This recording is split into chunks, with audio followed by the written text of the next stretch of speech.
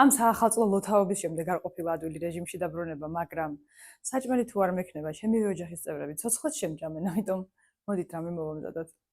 ყველაფერი წინასწარ დავჭრათ. ფერადი ბულგარულები, ხახვი და მწვანილი. მე ოხრახუში გამოვიყენე. შემდეგ დაჭერით ქათმის ფილე, მოაყარეთ მარილი, შავი პილპილი, პაპრიკა, ნივრის ფხვნილი და კარგად ამოუღიეთ.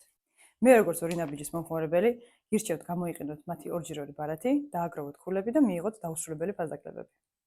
ქათმის ფილე შეწვით კარაქში და ცოტა ზეითუნის ზეთში. სანამ ფილე იწვება, გახեղეთ თქვენთვის სასურველი ყველი. შემდეგ ფილეს დაუმატეთ გაჭრილტილი ნიორი და დაჭრილი ბოსტნეული.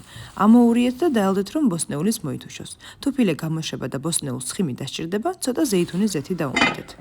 სხვათა შორის ეს ნოსტიმოს ტომატ პასტა სამლარად ვიყიდე. თან რამხელაა.